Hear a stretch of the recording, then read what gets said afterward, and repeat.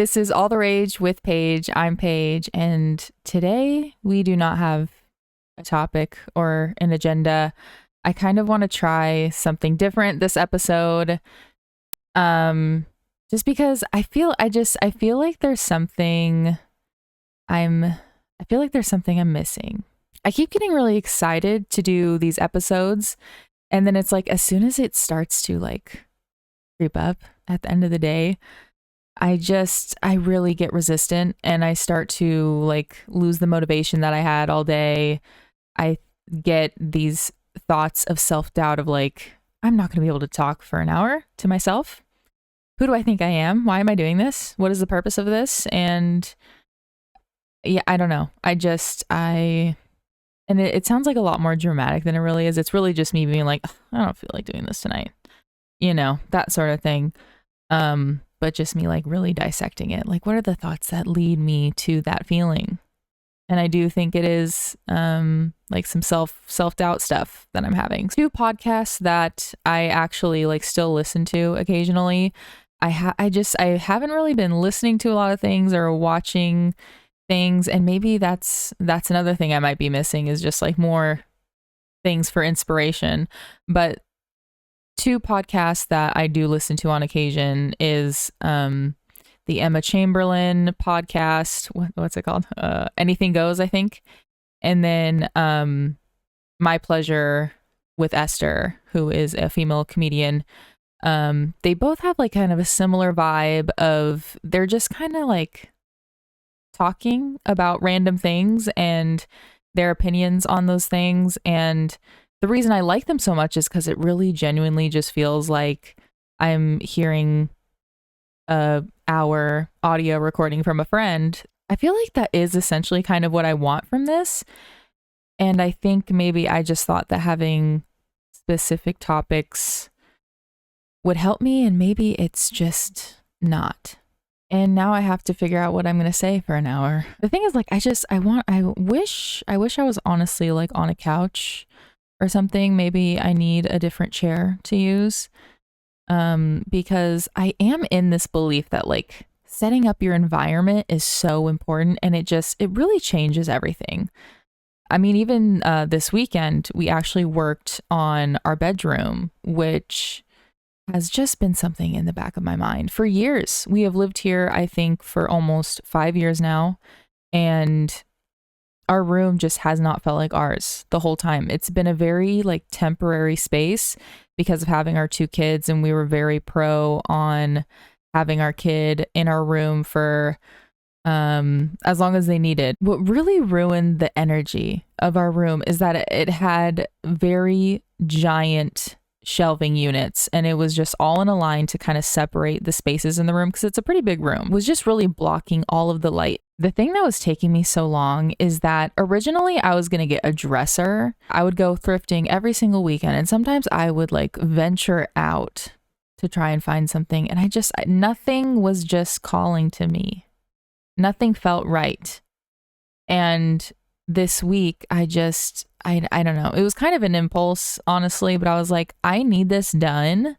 I'm going to be getting like clothing racks instead of a dresser, and we're going to do that and use that as the divider for the room.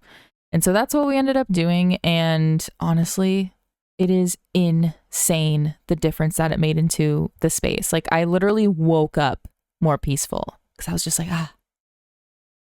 this is my room. It was like the first time it actually felt like my room.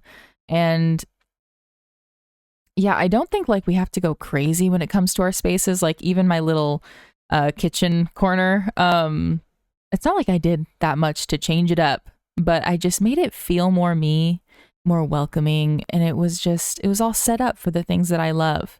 And I think that can make such a big difference. Oh, yeah.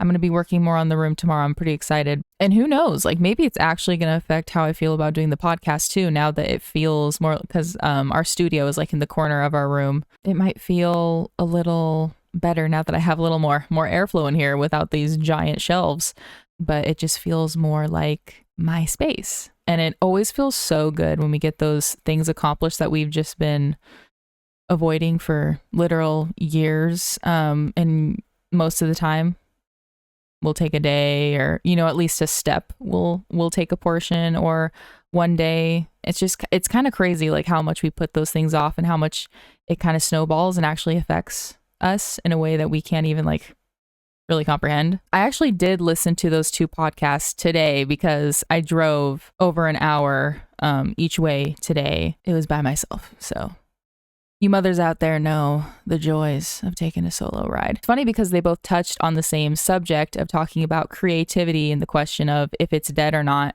And so I feel like this is pretty meta because I'm going to talk about both of them talking about it. So Esther on My Pleasure podcast was talking about the Emma Chamberlain episode on if creativity is dead or not. And she made a point that I fully agree with, and I just like kind of wanted to mention on here, is she was talking about how a lot of people have this feeling of creativity being dead because a lot of us are very nostalgic for the things that we grew up with, and how it's just like that feeling of like things will never be the same again.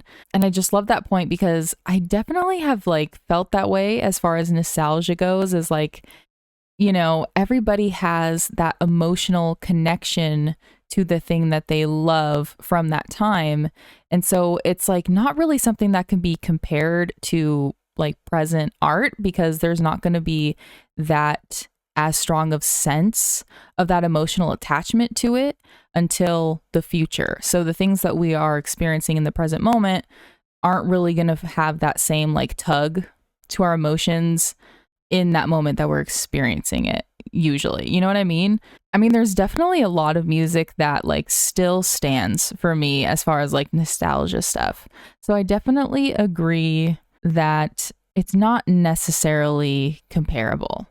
And sometimes I do think it takes time for us to notice things, because as humans, we just generally look at the past a little more with like rosy glasses than we're able to in the present moment. Because it's just like snapshots. It's like watching a movie, but obviously there's so much more in between, like, you know, a montage.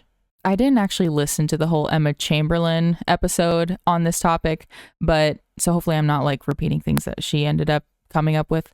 But some of the things that come to my mind on this topic of like, is creativity dead?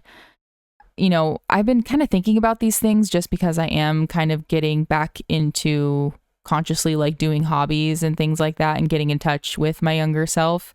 I have been thinking about like, you know, why do people stop doing hobbies as they start growing older? And obviously we don't have as much time as like when we're younger. I feel like a lot of us have a lot more time than we are willing to admit. I think if a lot of us look at the time that we spend on our phones and think about how many excuses we make to not do the things that we want to do, you know, I think there's some brutal honesty that can come up there. I think if we are a little bit more like honest with ourselves, we could accomplish a lot more. And that's not to say that we shouldn't relax, but, you know, I feel like I've really repeated this over and over on here so far. So clearly it's part of my thoughts cycle lately in my life. But I think it's just like, it's more about like having intention with our time. Like, how do we want to spend our time in a way that we're going to feel good about every single thing that we're doing, whether it is relaxing or going for a goal or spending time with our family or even sleeping and things like that. I think it's just like really checking in with ourselves more and more and reevaluating things. I was just talking to Charlie about how weird it is that even like knowing and understanding your thoughts and being able to stop them and think of things in a more positive way or a more mature way, things like that, it doesn't make like our body accepting those initial thoughts like any easier. I've noticed that I'm still having a hard time convincing my body that it doesn't need to be stressed out. Like my body still is kind of thinking in those old ways. So regardless of the knowing, like I just feel like a little anxious inside my body. It's kind of like our body is like a full separate thing that we need to calm and go through this healing process with. And so I'm still kind of like trying to understand that. I do have that book, that body trauma book, the body keeps the score. And obviously the fact I haven't opened it and that's obviously confirmation. That is confirmation that I am nervous about healing the body side of this equation when it comes to me. Okay. Having a realization on here. But my other idea is that I do need to work out again. I haven't been wanting to. I just haven't really felt the need to. And I just always choose the sauna over working out. But I think I need to wake up before the kids. I think Charlie's going to do it with me. Like I'm going to have to wake up even earlier before he leaves for work. But I think we're going to get up early and start working out first thing and see if that helps the body symptoms. I feel like usually the answer is pretty simple. And usually we kind of know what we need to do to make things better for ourselves. And realistically, that seems like pretty obvious and accurate. So I'm just going to assume that it will help me a lot.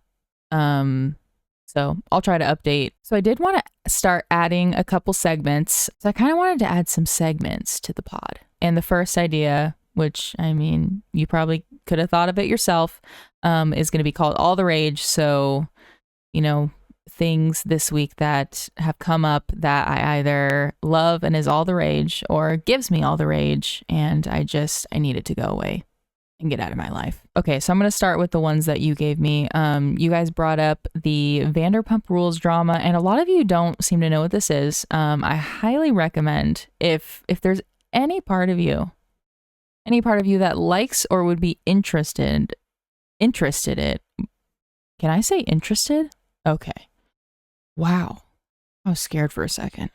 Vanderpump Rules, in my opinion, is probably one of the better ones out there, to be quite honest. It is very dramatic. I don't even know how to explain Vanderpump Rules, but Miss Vanderpump, Lisa Vanderpump, was on Beverly Housewives, and she owns restaurants in Beverly Hills.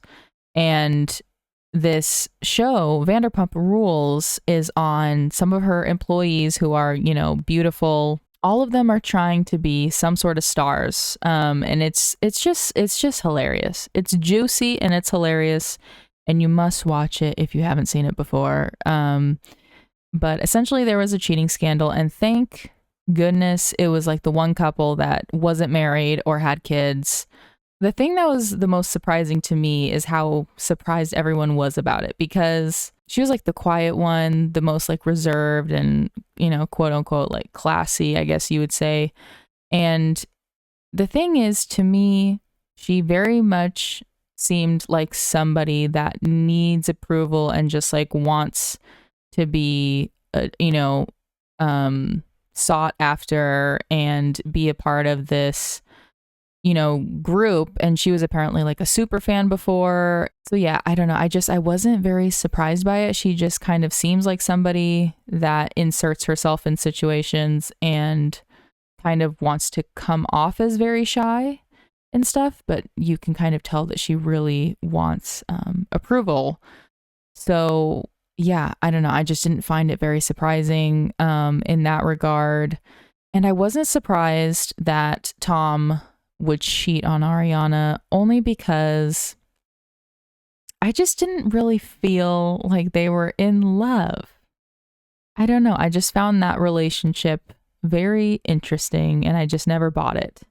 But I'm very curious to know, anyone who watches that show, what you think.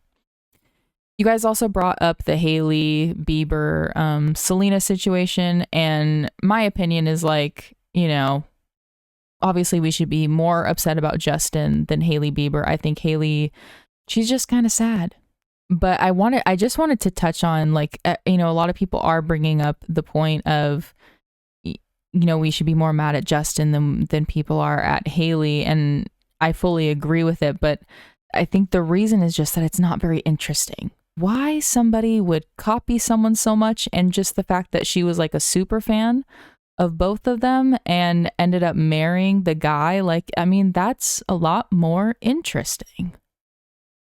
And same with the Vanderpump drama is it's a lot more interesting to like dissect the behaviors or go back and try to find the clues. Like obviously that's a lot more interesting than this guy that couldn't frickin' tell his partner that he wasn't in love with him anymore and wanted somebody else.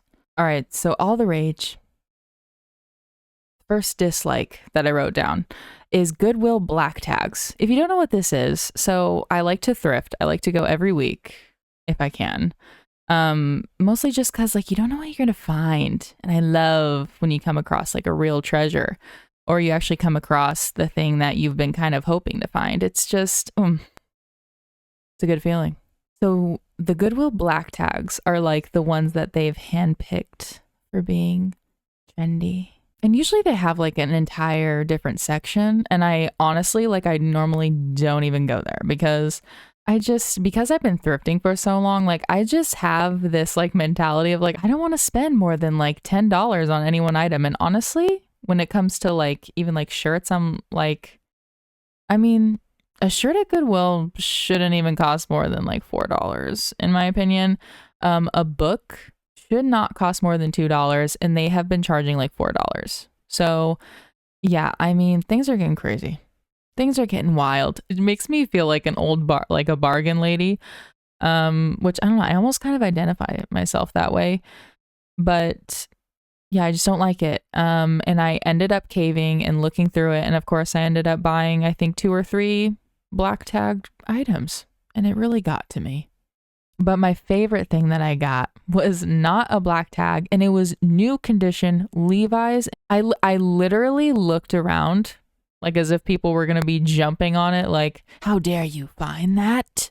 And I just, as soon as I see the price being right, it was $10 for those pants. I instantly think of the employee that like did me a solid, like, whoever did that is the real one. And yeah, whenever the price is wrong, again, instantly I think of the employee and I'm like, who did this? Who do you think you are? And what do you think Goodwill, why do you think Goodwill needs that much money for something they got for free? I mean, I donate to Goodwill all the time. So it's like, I mean, I'm giving you the product and I'm buying your product. Don't do this to me. Just let me get my things cheaply. I'm also doing the work of looking for it. All right. Clearly get worked up about talking about thrifting.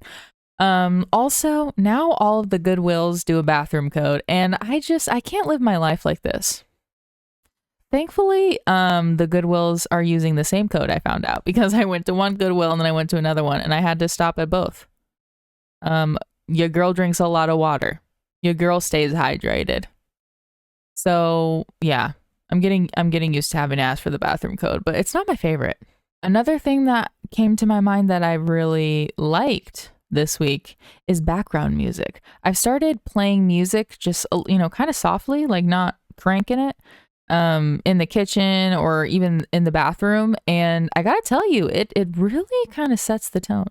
You end up realizing that you're kind of moving your body a little bit, or that you're in the mood of whatever the music is. So if it's really sad, I try to skip it. Unless it's like, moving me to tears and I'm like in it. What am I doing? Also, it's really fun because I usually just like have it on shuffle to see like what things my kids are like, what's this song? Or they start dancing to it. I'm like, oh, okay, noted. Because I always wonder, like, how do people figure out their music taste? Because usually it's based on, somebody else in their life, them listening to music that you're like, wow, that's really cool. So, I'm trying to kind of like feel out what they're into because I really want it to be what they originally themselves like and everything like that, All right, another a thing that is all the rage is having separate journals. So I've been dipping my toe. I've been dipping my toe into a few things.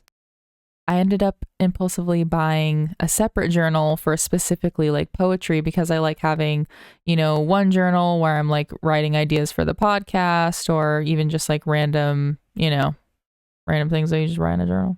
I kind of just wanted a separate journal for my poetry. And honestly, I love it because just like, setting our environment, like, in the physical room and things like that, I think it's good to prepare ourselves like mentally for things that we're about to do. And that's why I mentioned like that importance of like doing things with intention. It's kind of like that same idea, like having these separate journals, like kind of like setting the mood, like, ooh, I opened my poetry journal. Let's snap, baby. A dislike this week is, for one, ordering impulsively. It's like as soon as you do it once, it's just so easy to kind of do it again and again. I get in the habit of adding things to the cart, not committing. And then when my husband makes an order, he puts it through because I put it on the cart. So he's like, all right, here it comes. And I'm like, oh, wait, I think I kind of knew I shouldn't do it. And sometimes it's a nice surprise. I'm like, oh, you're right. I did deserve that. And other times I'm like, shouldn't have done that. I did make the mistake of thinking that I could be an incense girl. I thought that I was cool enough to rock incense in my house. And I just don't know if it's for me. First of all, I'm pretty sensitive to scents. Like I don't really buy anything with fragrance in it. I've never been someone that like wears perfume or anything like that. It's just not really a part of my life.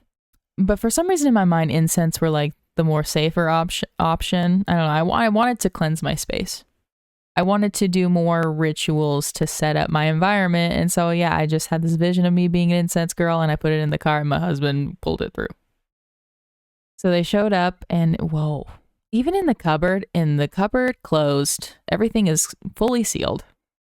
When I get close to that cabinet, I can smell it. And I'm like, oh, don't add things to the cart. But I think, you know what I need to do? You know what I need to do is be one of those people that like boils orange peels.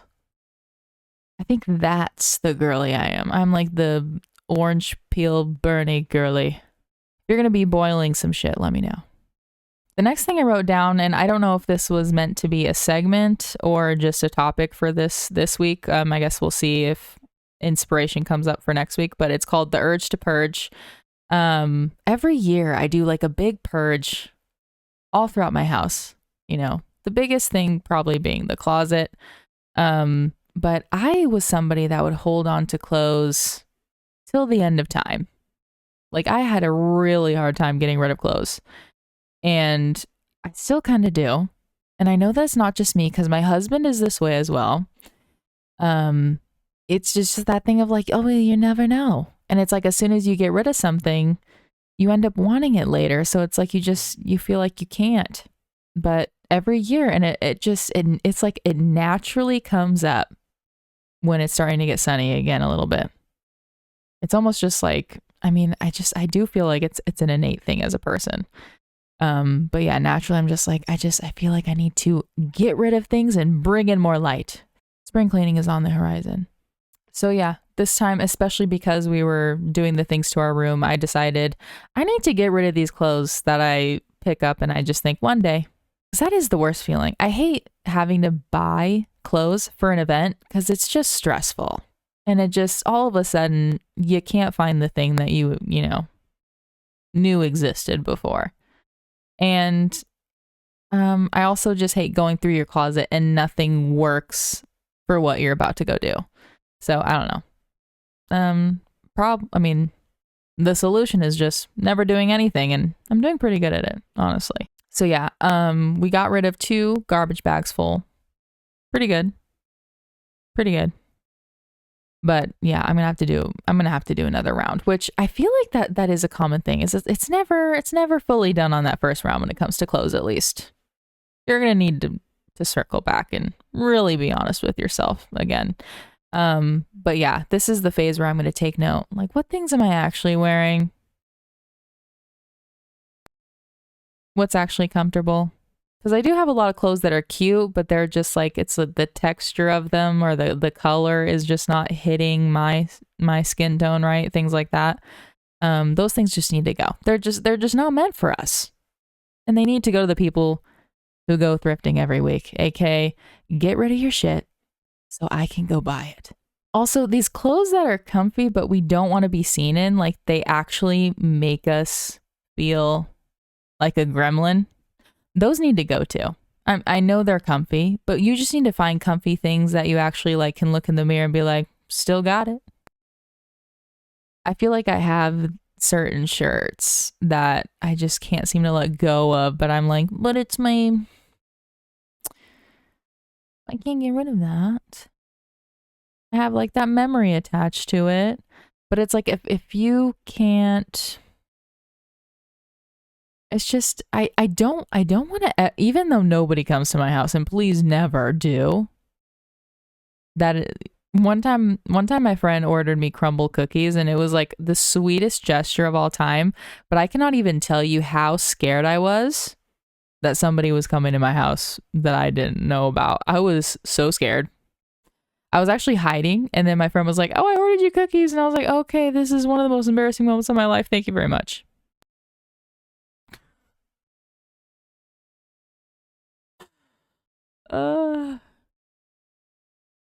But those cookies were fantastic. It was all worth it. But what was I talking about? And also, you know, a dislike is me feeling like I need to buy things every time I go thrifting. It's okay if I don't buy anything, right? It's more of a waste of time, actually. If I buy things and waste money on something I'm not going to wear a lot and not love and just donate again. So, as much as I love thrifting, yeah, I'm going to keep working on not just buying anything I kind of like. Like, I need to love the thing now, you know? The urge to purge, meaningless clutter, that needs to go too. There's always at least one section of the house where things are just cluttered. Like, there's just random things. And it's usually, at least in our house with 2 kids, it's usually, you know, stuff high on shelves.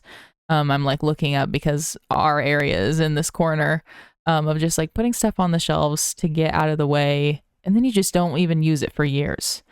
And same with like our closet upstairs, you know, storage spaces, I feel like are a big one, closets, things like that. Yeah, that stuff needs to go because when we're looking at it every day, it does affect us. It does. Yeah, I'm circling all the way back to the beginning, which is perfect because I think I'm about done. But yeah, I encourage y'all to not buy more things unless, you know, it's going to really add to your life. But just go through your space and see like, what can I get rid of to clean up my environment in a way that's going to help me feel more safe, comfy, and inspired and like myself. Yeah. All right. Well, thanks for tuning in, and I will see you guys next week. Love you. Bye.